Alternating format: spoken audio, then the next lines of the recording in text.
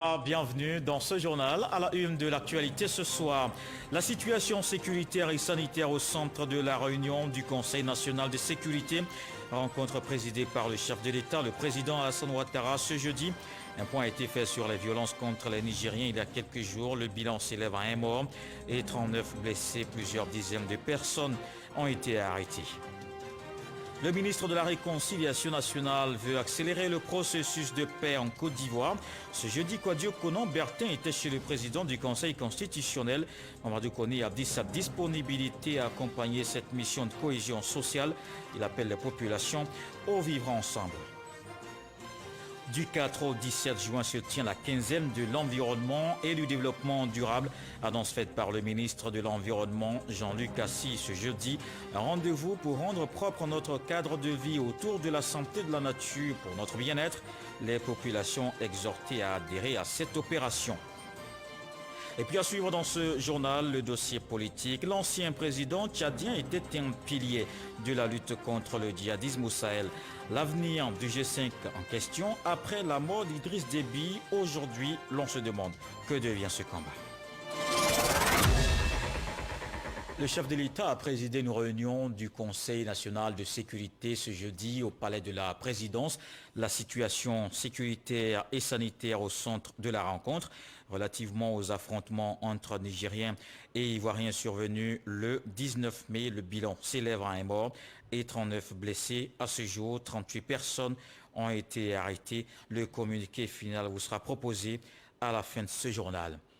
Le ministre de la Réconciliation reçu ce jeudi par le président du Conseil constitutionnel. Au cœur de leurs échanges, la nécessité d'impliquer toutes les communautés dans ce processus de paix en Côte d'Ivoire. Gabriel Zani. C'est une visite de courtoisie, doublée d'une mission de consultation auprès de l'institution garante de la Constitution ivoirienne. Kouadio Konan Bertin, le ministre de la Réconciliation nationale, a été reçu par le président du Conseil constitutionnel. Nous nous sommes donné un temps d'écoute et un temps de consultation. Vous savez le rôle du Conseil constitutionnel dans notre République, mais aussi la personne qui occupe ces fonctions, le président que tout le monde connaît. Personnellement, j'avais bien des raisons de passer lui rendre cette visite de courtoisie, de recueillir donc ses suggestions, ses conseils, ses orientations. C'est le temps de la paix, le temps de la réconciliation. Juste une visite de courtoisie à un aîné, président de l'institution. Nous repartons satisfaits. Chargé de la régulation du fonctionnement des pouvoirs publics, le Conseil constitutionnel est juge de la conformité de la loi à la Constitution et contrôle aussi les élections présidentielles et parlementaires. L'avis du président de l'institution sur la démarche dans la mise en place d'une vraie politique de réconciliation nationale est indiscutable. Je lui ai donné ce conseil de chez moi qui dit que quand vous voyez le poisson prier Dieu pour qu'il pleuve beaucoup et qu'il y ait beaucoup d'eau dans la rivière, il ne prie pas pour la rivière, il prie pour lui-même. Parce que s'il n'y a pas d'eau dans la rivière, il va mourir. Donc on a tous intérêt au temps qu'on est et à tous les niveaux où on se situe, à ce qu'il y ait la paix et la réconciliation dans ce pays. Une politique de réconciliation nationale inclusive, voilà l'idée poursuivie par le ministre de la Réconciliation au travers des consultations dans les institutions. Un temps de paix qui favorise le développement de la coopération. Une délégation de parlementaires français reçus au Sénat. Ils entendent travailler ensemble pour un approfondissement des relations entre la France et la Côte d'Ivoire. Le Sénat ivoirien s'est réjoui de cette visite qu'on voit avec Herman Guivet.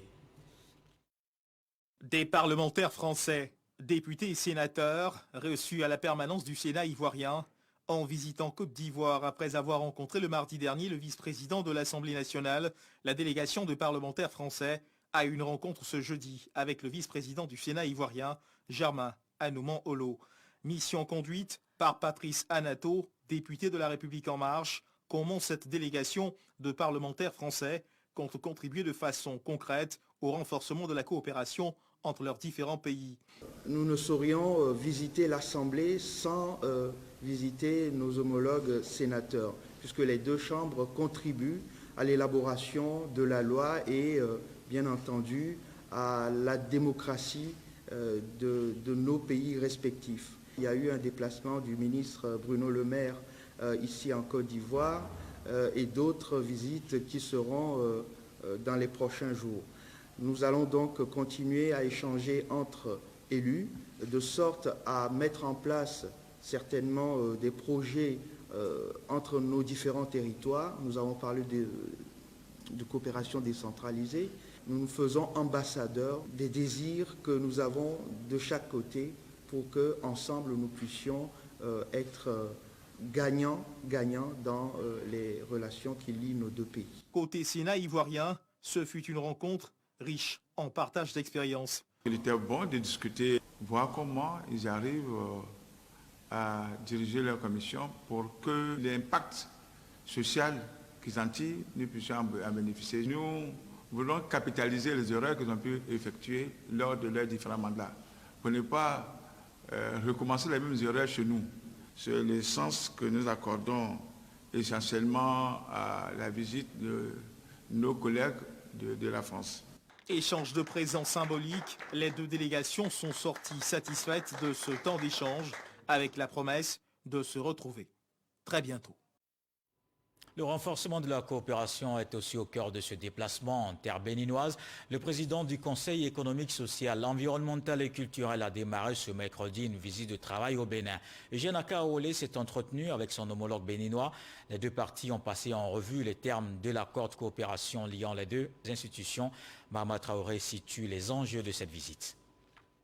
Eugène Akaolé à Cotonou, au Bénin, pour sa première visite de travail à l'étranger, en qualité de président du Conseil économique, social, environnemental et culturel, CESEG. Il est reçu dans les locaux du Conseil économique et social du Bénin par son homologue Augustin Tabé-Gbian. Bien que membre de l'UCESA, l'Union des conseils économiques et sociaux et institutions similaires d'Afrique, la Côte d'Ivoire et le Bénin entretiennent des liens particuliers. Un accord de coopération lie les institutions des deux pays depuis le 3 août 2017 et c'est en vue de renforcer cette coopération que Eugène Akaolé entreprend cette visite de travail de 48 heures. Feu président Charles Kofi Dibi, paix à son âme. Avec lui, nous avons élaboré des chantiers de collaboration contenu dans un accord de coopération que notre cher hôte, Monsieur le Président du CESEC, a décidé de dynamiser. Ma présence ici est un symbole fort de notre volonté commune de renforcer davantage les relations d'amitié et de coopération entre nos deux chambres. Cette dynamique de continuité m'offre l'opportunité de mettre mes pas dans les sillons que vous avez su judicieusement tracer avec mon prédécesseur, tout en œuvrant à prendre en notre compte les préoccupations nouvelles, car il y en a, ainsi que les défis que soulève l'évolution de nos sociétés. Partage d'expériences et d'informations, renforcement commun de capacités des membres des deux institutions, ce sont là les termes de cet accord de coopération entre la Côte d'Ivoire et le Bénin. Fort de ce partenariat bilatéral, la Côte d'Ivoire bénéficie du soutien sans faille du Bénin dans le cadre de son mandat à la tête de l'AICESIS, l'Association internationale des conseils économiques et sociaux et institutions similaires. Le Bénin s'est également montré solidaire de la Côte d'Ivoire lors des obsèques de Charles Kofi Dibi, l'ex-président du CESEG. C'est en reconnaissance de toute cette marque de solidarité que le nouveau président du CESEG a choisi le Bénin pour sa première visite de travail à l'extérieur.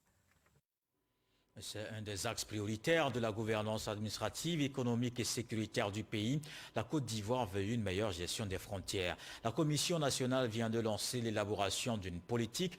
Un comité technique est mis en place. Les premiers résultats des travaux attendus dans 12 mois. Walter Amadou Ouattara. Dans 12 mois, la Côte d'Ivoire sera dotée d'un important document dénommé Politique nationale de gestion intégrée des frontières de la Côte d'Ivoire. Ce document vise entre autres à renforcer la présence de l'État dans les zones frontalières à travers la réaffirmation des limites territoriales, renforcer la sécurité aux frontières. La problématique de la gestion des frontières renferme des enjeux d'importance capitale pour la sécurité et le développement socio-économique de nos États. Aujourd'hui, la frontière n'est plus la périphérie de nos États. Elle est plutôt au cœur de leur développement et de leur avenir. L'ambassadeur de l'Allemagne en Côte d'Ivoire et la représentante du président de la Commission de l'Union africaine ont partagé le but de l'implication de leur pays et institutions dans ce programme. La Commission de l'Union africaine est ravie que la Côte d'Ivoire est résolument engagée dans la mise en œuvre du programme Frontières de l'Union africaine. Le gouvernement allemand ne peut que saluer de telles initiatives qui contribuent fortement à la construction d'espaces de paix. Le général Vagondo Diomandé, ministre de l'Intérieur et de la Sécurité, a réaffirmé l'engagement de l'État de Côte d'Ivoire à garantir le développement socio-économique et la quiétude aux citoyens sur l'ensemble du territoire national. Sous la clairvoyance du président de la République, Son Excellence M. Alassane Ouattara, dont la vision est de faire de notre pays un modèle de réussite économique et de développement équilibré, nous avons pris l'ampleur des défis essentiels auxquels nous renvoie la gestion de nos frontières. C'est pourquoi je me réjouis de la cérémonie de ce jour qui permettra dans un délai raisonnable d'1 an de disposer d'un outil d'orientation, de modernisation et de développement des territoires frontaliers. Par appel d'offres international, un cabinet de consultants a été choisi par la primature pour accompagner le comité technique national, composé de 76 membres issus de ministères, de la société civile, de partenaires techniques et financiers, dont la GIZ. Ce comité a été présenté et mis officiellement en mission pour l'élaboration de la politique nationale de gestion intégrée des frontières de la Côte d'Ivoire. Voyons cette autre action du gouvernement en élaboration. La ministre du Plan implique la société civile dans la validation du PND 2021-2025. C'était au cours d'une séance de travail. La veille, c'était avec le secteur privé que Kabaniale et son équipe ont échangé sur ce projet. Une série de consultations afin de le rendre plus consensuel. Les détails avec Dangui Dangui. Le gouvernement mise sur le secteur privé pour financer à hauteur d'environ 75% le plan national de développement PND 2021-2025. Ce troisième PND de la Côte d'Ivoire a été soumis à la sagacité des acteurs de ce secteur dans le cadre d'une séance de travail entre le ministre du Plan et du Développement et les responsables de la Confédération générale des entreprises de Côte d'Ivoire. Entre autres objectifs du gouvernement, recueillir les observations et les suggestions du secteur privé dans la perspective d'enrichir le PND 2021-2025 qu'ils sont appelés à s'approprier. Le point qui m'interpelle, c'est le fait que le numérique ne soit pas suffisamment considéré comme point important pour améliorer la productivité de l'économie nationale. Dans sa composition par rapport aux autres plans, il est structuré, il est bien structuré, il y a des avancées, il y a des propositions, mais il y a aussi l'œil du secteur privé qui a besoin d'être intégré totalement. Juste après le secteur privé, le ministre du Plan et du Développement a eu un dialogue avec la société civile, toujours dans le cadre de l'appropriation, le partage et la validation du PND 2021-2025. Une démarche du gouvernement bien accueillie par la société civile. J'apprécie la démarche parce qu'il y a une implication, une forte implication de la société civile et cela dénote de l'intérêt que l'État accorde à la société civile. Entre autres objectifs de cette démarche inclusive du gouvernement, rendre le PND 2021-2025 plus consensuel.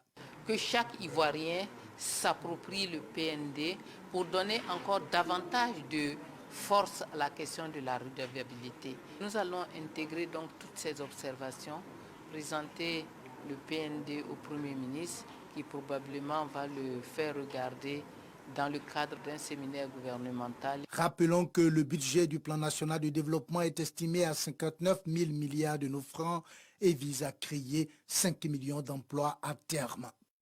Et le gouvernement s'attaque aussi aux spéculations sur les marchés de ces derniers jours. Le ministre du Commerce et de l'Industrie s'est rendu ce jeudi à l'abattoir de Port-Boué et en zone portuaire où il a rencontré les cimentiers. Souleymane Diarra-Souba a aussi sillonné quelques boulangeries à Abidjan. Il assure surtout que les prix décidés de commun accord sont effectivement appliqués par les vendeurs. Lansine Bakayoko. Au niveau des marchés, les produits de grande consommation comme le pain, la viande et le ciment enregistrent des augmentations anarchiques. Des spéculateurs véreux profitent de la crise énergétique qui a rétréci la production pour faire grimper les prix. Une surenchère qui ne laisse pas le ministre Souleymane Diarra-Souba indifférent. Que ce soit le riz, que ce soit l'huile, que ce soit les produits vivriers, nous veillons en tout cas à ce que les prix qui sont appliqués ne soient pas augmentés sans motif. Et nous travaillons en bonne intelligence avec nos partenaires habituels. Selon le protocole d'accord signé avec les opérateurs économiques et les industriels, la baguette de pain reste à 150 francs. À Djamé, tout comme à Marcory où Souleymane Diarra-Souba a pu visiter quelques boulangeries, le tarif convenu est respecté. Même chose à l'abattoir de Port-Boué, où le kilogramme de viande de bœuf se négocie autour de 2600 francs. Quant à la tonne de ciment, le prix plafond s'élève à 90 000 francs. Devant le ministre en charge du commerce, les acteurs se sont engagés à maintenir le cap. Vous voyez ces prix-là, ça ne va pas trop, mais on fait avec ça. Seulement, c'est que bon, pour les autorités nous a demandé là, on ne peut pas s'imposer. En ce qui nous concerne, la chaîne de production et de distribution, nous sommes parfaitement à règle par rapport au communiqué du ministre du Commerce. Malgré les assurances, les services maintiendront l'observation continue des prix des différents produits en veillant à la saine application des dispositions relatives à la concurrence et au protocole d'accord signé. Nos inspecteurs de commerce seront aussi bien à Abidjan que sur tout le territoire ivoirien pour s'assurer du respect et de l'application des décisions prises par le gouvernement de Côte d'Ivoire. En principe, les perturbations au niveau de la fourniture de l'électricité devraient prendre fin en juillet prochain. Le gouverneur du district d'Abidjan visite les travaux d'infrastructure dans la capitale économique. Robert Begré-Mombé s'est rendu à Bingerville et à Niama. Il annonce des réalisations à faire afin d'éviter les inondations en cas de fortes pluies. Issa Tionayo. Le ministre-gouverneur Robert Begré-Mombé continue la visite des infrastructures du district d'Abidjan. Ainsi, après Bingerville, il était ce mardi dans la commune d'Anyama. Objectif, s'imprégner de l'avancée des travaux de bitumage des voies d'Anyama à Djamé. Au cours de cette visite, la population, tout en appréciant la qualité des travaux, ont posé des préoccupations. Le début, mais quand ils sont venus, nous on les a dit que de toute façon l'eau passe dans la rue là. On les a dit que le caniveau là est petit. Ils n'ont qu'à essayer de faire grandir le caniveau. Ils disent que non, qu'ils vont faire ça. Ils disent non, l'eau qui passe dans la rue là, nous on connaît c'est notre village. Ils n'ont pas accepté, donc ils ont fait comme ça. Mais vraiment, quand il pleut là, c'est difficile. On veut vraiment qu'ils viennent corriger pour qu'on puisse dormir dans la paix. Séance tenante, le ministre-gouverneur a donné des instructions fermes pour que les insuffisances constatées soient rattrapées pour éviter d'éventuelles inondations en cas de forte pluie.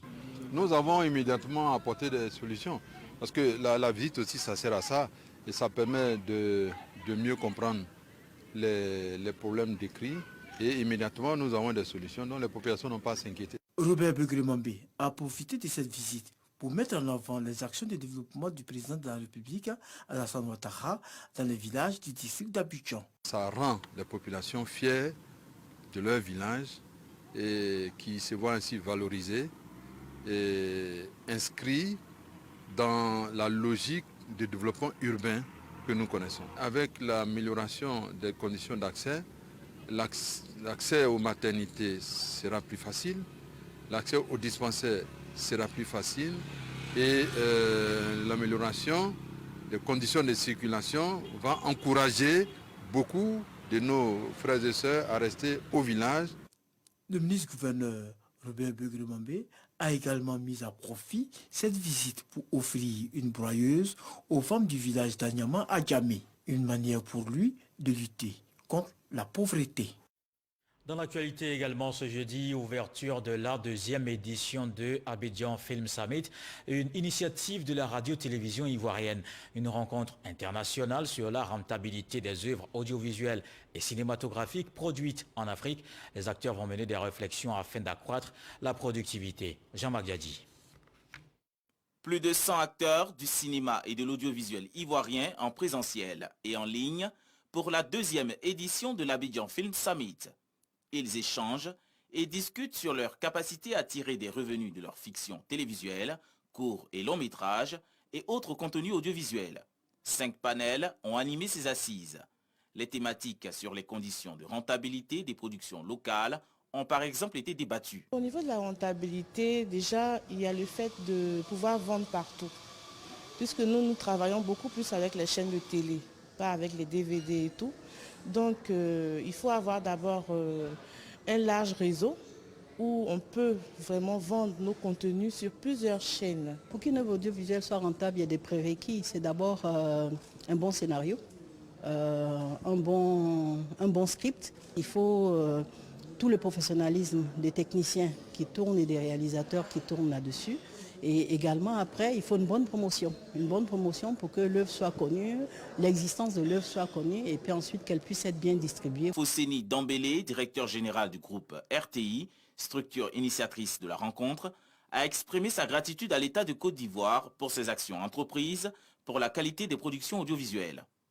Les ministères de tutelle, par le biais du ministre Amadou Koulibaly et Arlette Badou Nguessan, ont communiqué la vision de l'État pour le secteur cinématographique et audiovisuel. Ils sollicitent l'investissement privé et la mutualisation des efforts. L'État fera ce qu'il peut faire, mais c'est à eux aussi d'être assez ingénieux pour mutualiser tous les efforts, pour mutualiser surtout les sources de financement. Sur un plateau de tournage, vous avez plusieurs métiers. C'est fortement pourvoyeur d'emplois également. Et à partir de ce moment, le secteur privé devrait pouvoir s'y intéresser. L'État pourrait apporter des fonds de garantie pour pouvoir donc soutenir ce secteur, mais nous invitons véritablement le privé à s'intéresser donc au secteur de la production audiovisuelle et cinématographique. L'Abidjan Film Summit a pour objectif de créer une plateforme d'échange permettant aux acteurs de l'audiovisuel de participer à la création d'une feuille de route pour la Côte d'Ivoire dans le secteur. La quinzaine de l'environnement et du développement durable sera célébrée du 4 au 17 juin, annonce faite par le ministre de l'Environnement Jean-Luc Assy. Un rendez-vous pour rendre propre notre cadre de vie autour de la santé de la nature pour notre bien-être. Eugène Atoubé. Sur le temps consacré à l'espoir, le ministre de l'Environnement et du Développement durable ouvre solennellement l'édition 2021 de la quinzaine nationale de l'environnement et du développement durable. La célébration le 5 juin prochain de la Journée mondiale de l'environnement est le premier acte d'un ensemble d'activités en cohérence avec le thème de cette année, la santé de la nature, c'est notre santé. La quinzaine nationale de l'environnement et du développement durable est un moment pour susciter la prise de conscience des populations et leur engagement en faveur de la nature. Pour la protection de l'environnement, nous avons comme des activités de recyclage dédiées aux enfants et aux grandes personnes. Les activités comme le vélo, parce que le vélo aussi contribue à la protection de l'environnement. On aura aussi le marché bio pour montrer aux gens qu'il faut manger de manière saine et naturelle. Les gouvernements, comme la société civile, comme le secteur privé, comme les partenaires au développement, que nous nous mettions tous ensemble pour pouvoir justement expliquer, non seulement aux politiques, mais également aux populations, parce qu'à la limite, les populations tirent leurs revenus, leur bien-être, leurs moyens de subsistance de la nature. Et si la nature va mal, les populations vont aller mal. ONU Environnement et la BAD, Banque africaine de développement, sont associés à toutes les activités menées dans le cadre de cette quinzaine pour l'atteinte d'un objectif commun, mettre en œuvre des initiatives autour de la protection de l'environnement et de l'amélioration du cadre de vie. Cela peut se faire à travers des gestes simples comme se vêtir en vert ou porter un accessoire vert, planter un arbre ou arroser un arbre, rendre son cadre de vie sain. Arrêter symboliquement pendant 1 minute les moteurs de véhicules et machines en zone industrielle. Tel est le sens de la pensée verte que nos populations et les opérateurs économiques doivent s'approprier pendant toute la quinzaine 2021. La même exhortation à un meilleur rapport de l'homme à son environnement avait été lancée le 22 mai dernier à la faveur de la célébration de la Journée internationale de la biodiversité. Toutes les activités liées à cette célébration seront exécutées au cours de la quinzaine nationale de l'environnement et du développement durable. On s'arrête ce soir sur ce document. Il est consacré à l'après Idriss Déby Itno dans la lutte contre le terrorisme au Sahel. Le maréchal tchadien était un pilier de ce combat. Il a dirigé la coalition du G5 jusqu'à sa mort le 20 avril dernier. Aujourd'hui, l'on s'interroge. Que devient la lutte suite à la disparition de ce stratège militaire plein d'engagement? C'est le dossier politique de ce soir avec Sidonie Davila.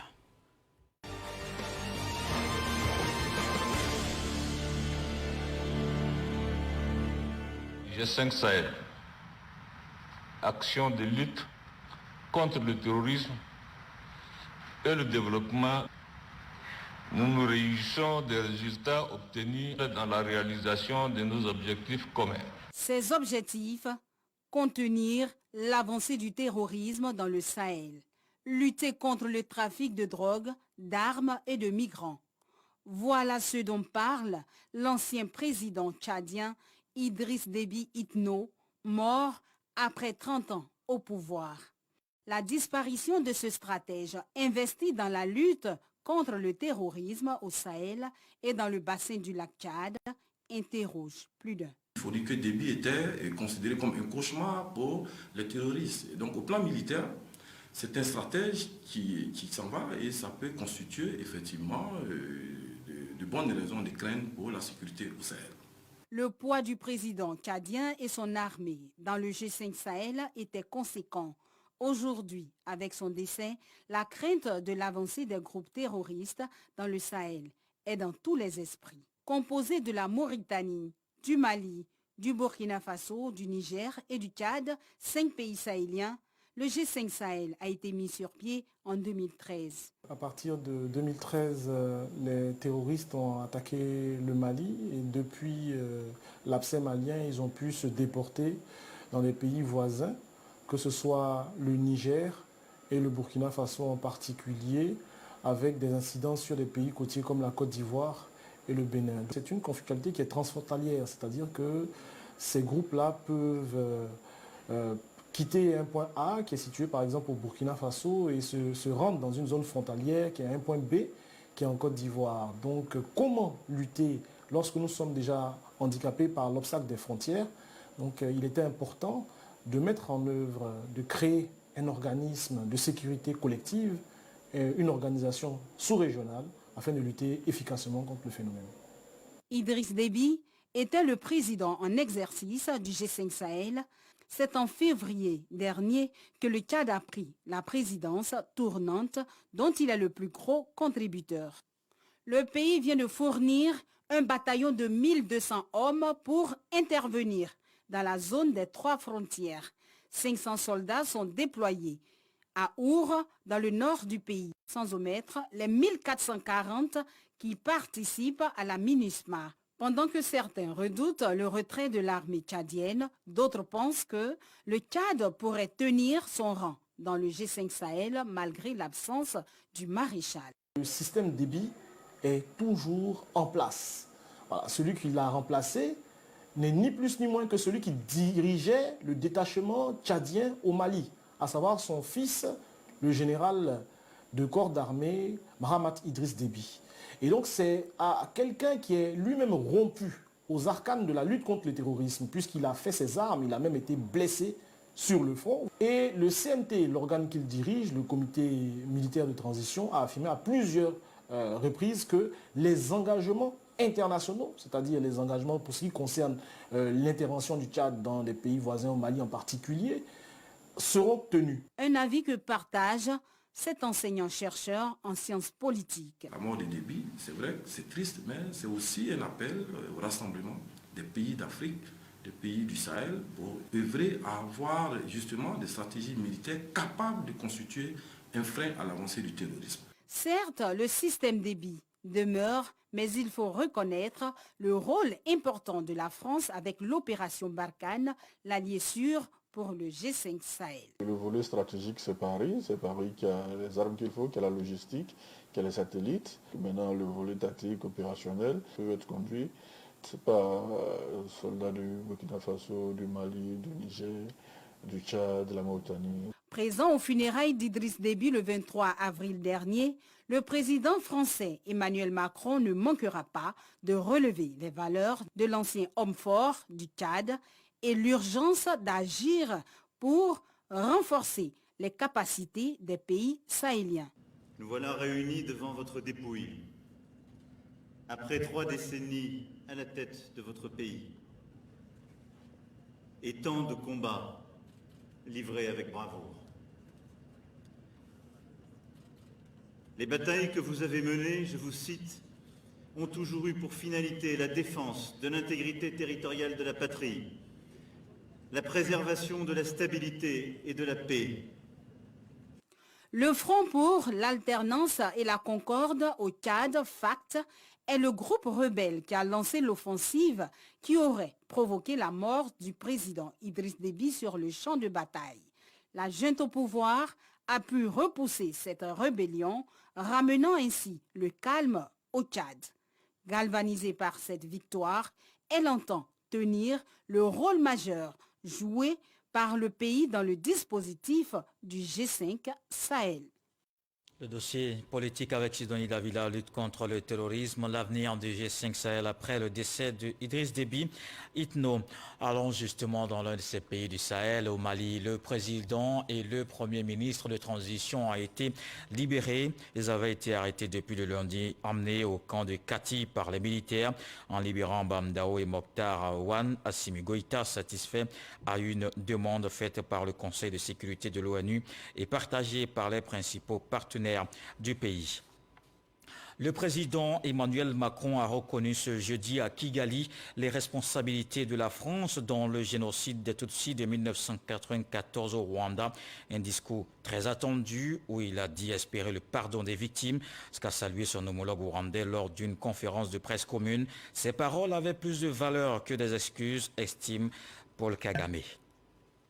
On s'intéresse aussi à la lutte contre la Covid-19. On fait le point de ce jeudi.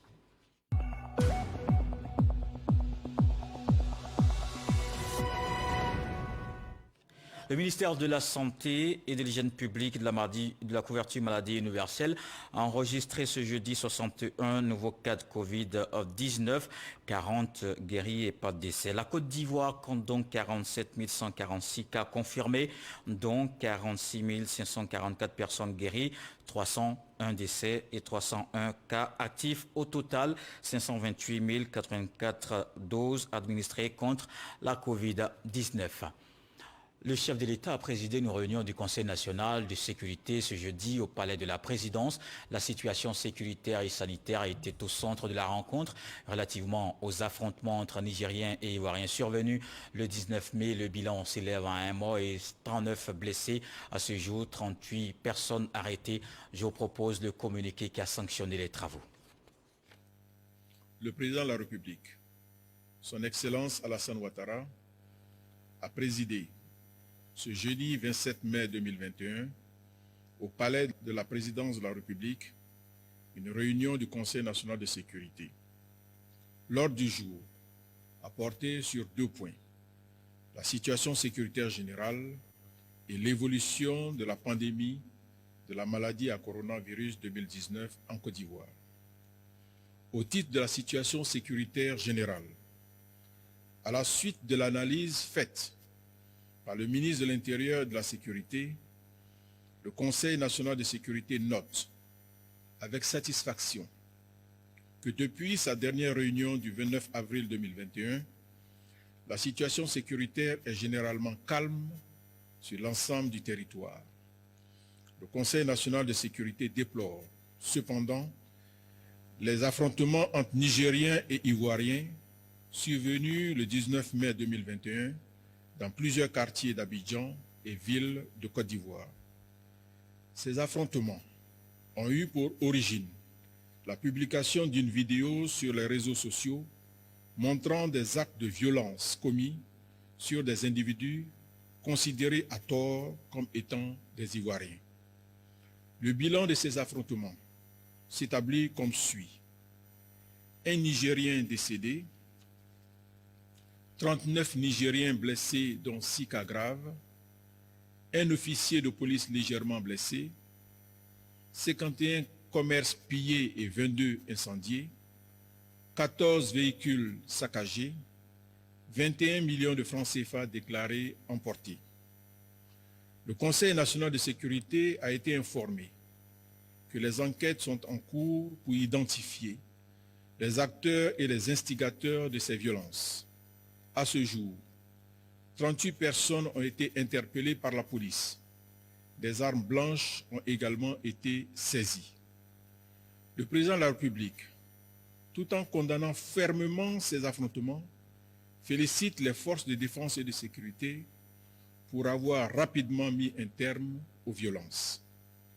Il a demandé que des actions vigoureuses soient prises en vue de mettre fin aux messages et discours haineux sur les réseaux sociaux, notamment par le renforcement des dispositifs de contrôle de ces plateformes et l'intensification de la répression.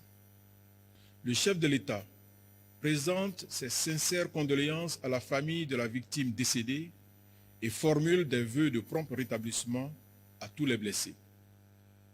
L'analyse de la situation sécuritaire a aussi fait ressortir une baisse du nombre d'accidents de la voie publique en mai 2021. Le Conseil national de sécurité a pris note de cette légère baisse tout en déplorant le nombre toujours élevé d'accidents. Aussi, le président de la République a-t-il instruit le Premier ministre, chef du gouvernement, à l'effet d'accélérer les réformes visant à réduire significativement le nombre d'accidents de la voie publique. Le président de la République a enfin félicité les grands commandements pour l'amélioration de la situation sécuritaire constatée depuis la dernière réunion du Conseil national de sécurité. Il les a par ailleurs exhortés à prendre toutes les dispositions afin que cette amélioration se poursuive et que, notamment, les prochaines vacances scolaires se passent dans la quiétude. Au titre de l'évolution de la pandémie de la maladie à coronavirus 2019 en Côte d'Ivoire, le ministre de la Santé, de l'Hygiène publique et de la couverture maladie universelle a fait un point de situation sur l'évolution de la pandémie de Covid-19 dans notre pays.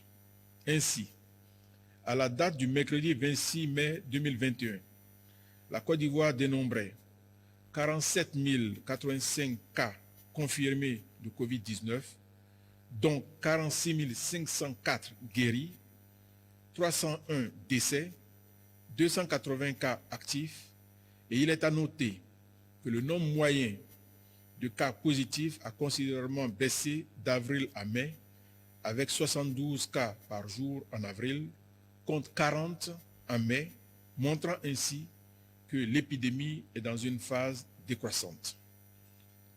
Le Conseil national de sécurité, tout en se réjouissant de ces signes encourageants, appelle toutefois les populations à la vigilance, car les nombreuses interactions sociales liées aux événements religieux et aux prochaines vacances scolaires, ainsi que la saison des pluies, pourraient être des facteurs d'accroissement du taux de positivité.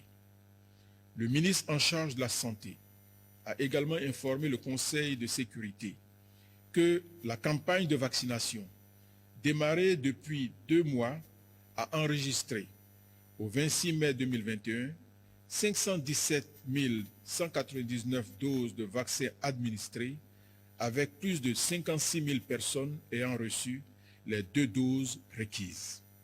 Selon le ministre, ce résultat est le fruit de l'intensification de la campagne vaccinale menée dans les régions et districts sanitaires depuis le mercredi 27 avril 2021.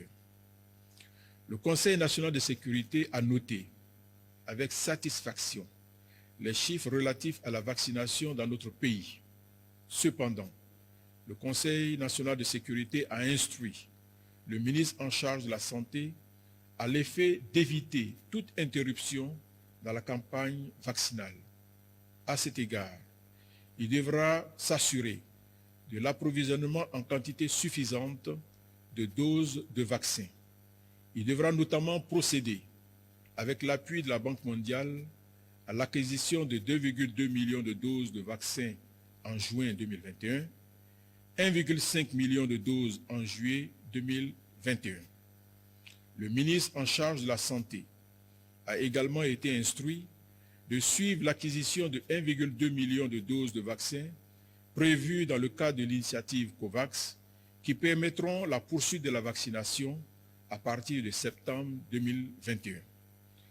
Le président de la République a pour sa part rappelé l'importance de la vaccination dans la stratégie de lutte contre la COVID-19 et a exhorté les populations de 18 ans et plus à se faire vacciner.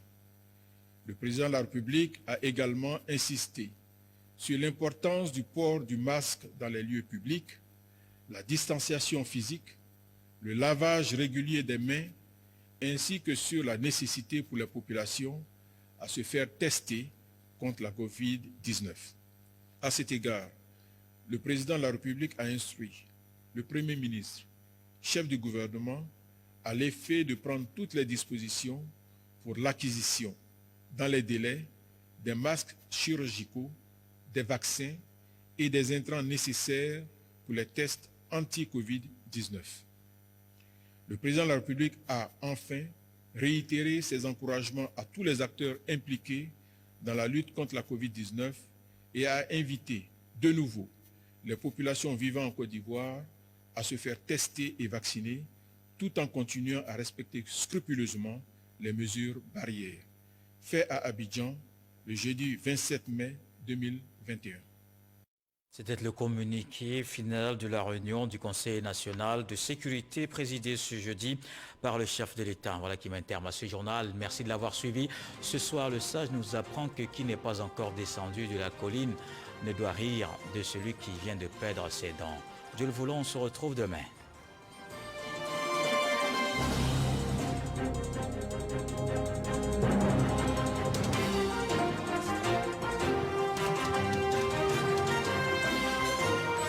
Après avoir réussi à se positionner sur son marché comme première banque ivoirienne de financement des petites et moyennes entreprises, Versus Bank se donne un nouveau challenge: développer le segment des particuliers et professionnels.